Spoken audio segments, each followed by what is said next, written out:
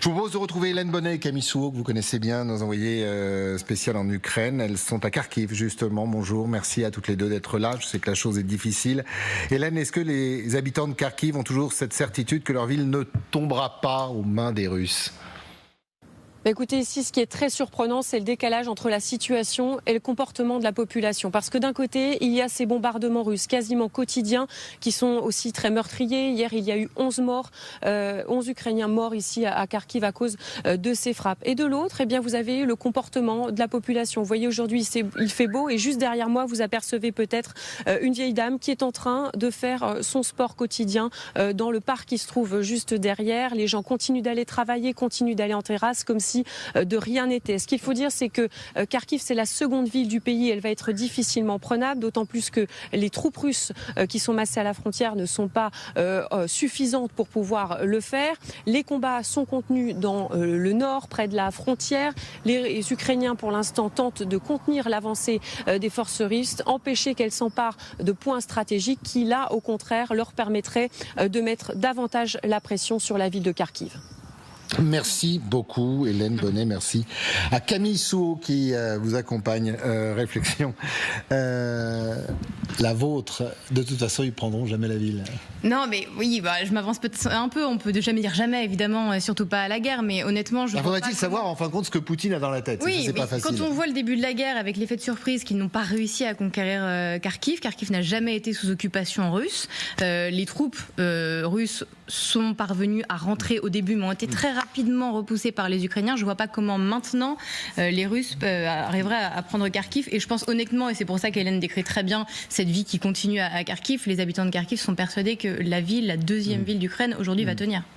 L'idée, on va écouter Mikhail Khodorkovsky, vous allez voir son analyse sur ce qui pourrait se passer, parce qu'il y a deux villes, hein, il y a Kharkiv et puis beaucoup plus bas, si vous allez sur la carte, autre ville que vous connaissez bien, c'est une ville qui est au bord de la mer, c'est une ville qui a été récemment frappée par les Russes, Odessa.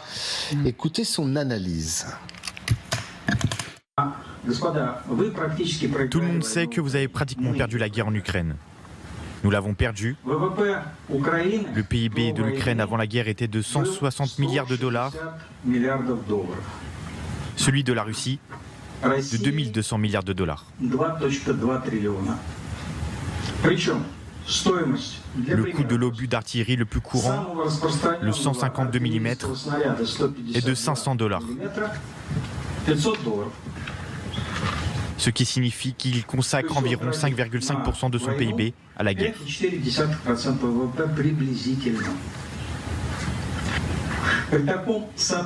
Alors comment suggérez-vous qu'ils se battent?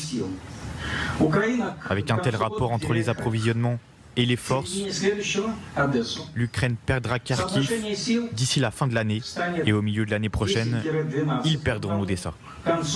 Le rapport de force sera de 10 ou 12 contre 1 à la fin de 2025.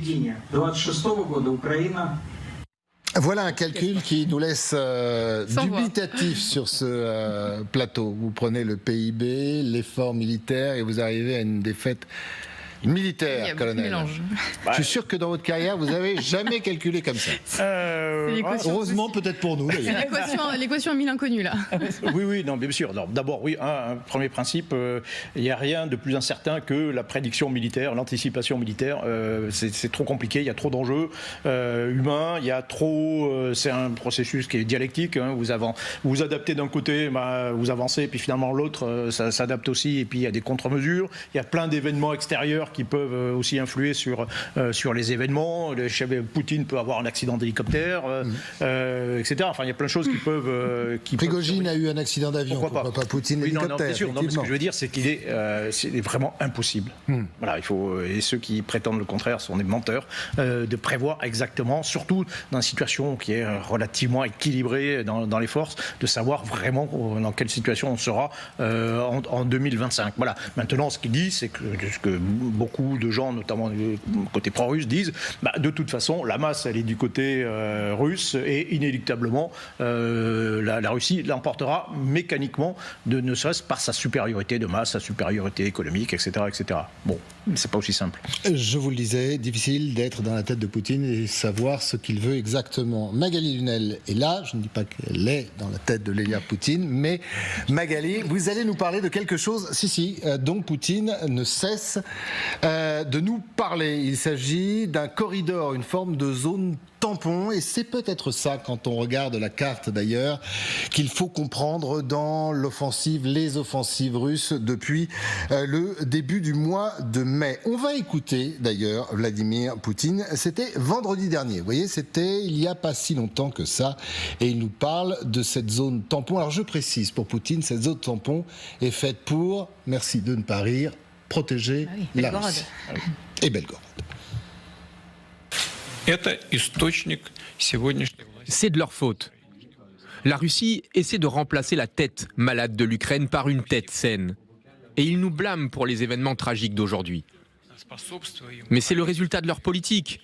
En ce qui concerne ce qui se passe dans la direction de Kharkiv, c'est aussi de leur faute, parce qu'ils ont tiré et continuent de tirer. On le voit d'ailleurs avec le bombardement des quartiers résidentiels de la frontière, y compris ceux de Belgorod. Mais c'est aussi là que des civils meurent. C'est tout à fait clair. Ils tirent sur le centre-ville, sur le quartier résidentiel. Et j'ai dit publiquement que si cela continuait, nous allions devoir créer une zone de sécurité, une zone sanitaire. La zone est ouverte. C'est ce que nous faisons. Et en ce qui concerne Kharkiv, il n'y a pas de projet à ce jour.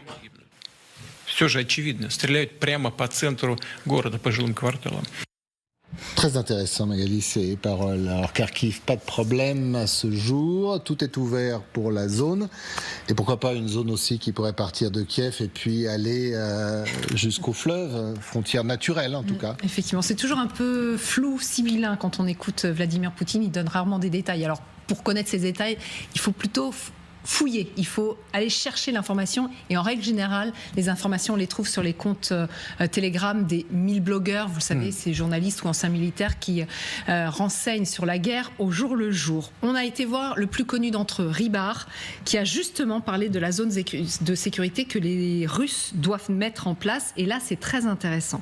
Il dit la même chose que Vladimir Poutine, il faut se protéger de ces attaques ukrainiennes sur le sol russe en créant une zone tampon, d'où ces incursions vers Kharkiv. Mais lui donne une précision d'importance. La zone tampon irait d'où à où? C'est ça qui est intéressant. Oui, écoutez. Cette zone va également nous permettre de prendre d'initiative et de frapper nous-mêmes l'ennemi. Mais je le répète, nous parlons maintenant exclusivement d'une zone qui va devoir sécuriser toute la région de Belgorod. La question est qu'il faut sécuriser Belgorod et les autres localités de la région. Il faut alors créer une ligne de sécurité et une zone tampon le long de la région de Soumy et de la région de Tcherniv. Nous visons toujours la région de Kharkiv. Voilà, ça a pas mal réagi sur le plateau. Oui. En écoutant Tcherniv, on va vous montrer sur la carte ce que ça donne, parce qu'on est très très loin de Kharkiv. Effectivement, il parle de Soumy. Tcherniv, qui n'est qu'à 140 km de Kiev, vous le voyez, ça va très loin.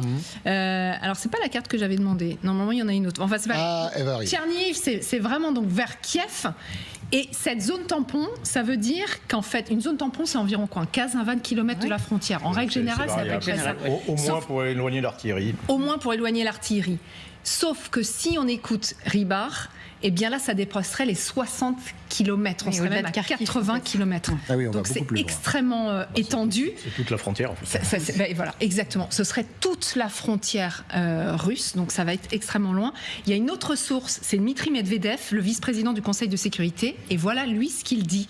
Il n'est pas difficile de calculer. Si le régime de Kiev utilise des missiles de type Storm Shadow d'une portée d'au moins 500 km, et que la distance entre Belgorod et Kiev est de 429 km, eh bien c'est toute l'Ukraine qui tombe dans une zone de sécurité. En d'autres termes, la Russie devrait être partout là-bas.